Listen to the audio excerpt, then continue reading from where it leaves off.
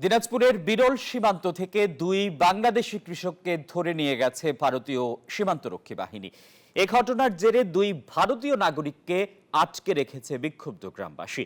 শুক্রবার দুপুরে ধর্মজৈন সীমান্ত এলাকায় এ ঘটনা ঘটেছে।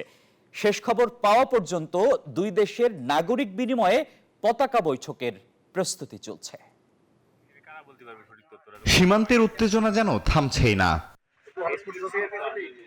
দিনাজপুরের বিরলের ধর্মপুর ইউনিয়নের ধর্মজৈন সীমান্তে ধান কাটছিলেন মাসুদ ও এনামুল নামের দুই কৃষক। স্থানীয়রা জানান, দুপুর 12টার দিকে 320 মেইন পিলারের সাব পিলার 9 ও 10 এর মাঝামাঝি থেকে তাদের ধরে নিয়ে যায় বিএসএফ। দুজন বাঙালিকে ধরে নিয়ে যায়, কৃষককে, ধান কাটা লোককে। তো এবং পরবর্তীতে আমাদের বিজিবি আসে, খবর পেয়ে বিজিবি তাদের কাছে মিটিংয়ের জন্য যায়।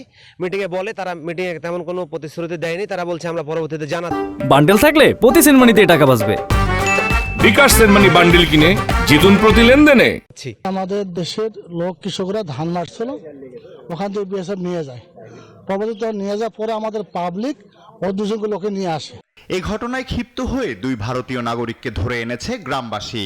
অবিনাশ টুডু ও ফিলিপ সরেন নামের এই দুই ভারতীয় নাগরিককে কারুলিয়া প্রাথমিক বিদ্যালয়ে রাখা হয়েছে। আতঙ্ক বিএসএফ এখানে আসে, ওই যে আবার ওদের সীমান্তে একেবারে 0 পয়েন্টে চলে আসে, আবার তাড়াহুড়া করে আবাদ সাবাদ করা আমাদের বহুত অসুবিধা। আমাদের মধ্যে যদি এরকম বিএসএফ আবার জ্বালা যন্ত্রণা করে, হুট করে এরকম প্রায় এখানে আসে আমাদের এখানে, তাহলে আমরা এখানে কিভাবে আমরা বসবাস করব? এটা একটা বিরাট আমরা আতঙ্কের ভিতরে আছি আমরা। এ বিষয়ে বিজিবির পক্ষ হতে এখনো আনুষ্ঠানিক কোনো বক্তব্য পাওয়া যায়নি। শেষ খবর পাওয়া পর্যন্ত দুই দেশের নাগরিক বিনিময়ে পতাকা বৈঠকের প্রস্তুতি চলছে বলে জানিয়েছে একটি সূত্র। এদিকে বৃহস্পতিবার রাতে ঝিনাইদহের মহেশপুর সীমান্তে বিএসএফ এর গুলিতে এক বাংলাদেশি কৃষক আহত হয়েছেন। স্বজনরা জানান, সীমান্তের কাছাকাছি একটি জমিতে পানি নিষ্কাশনের কাজ করছিলেন রিয়াজ। এ সময় অতর্কিত গুলি চালায় বিএসএফ সদস্যরা। আলহাদি খান, ডেস্ক রিপোর্ট, নিউজ 24।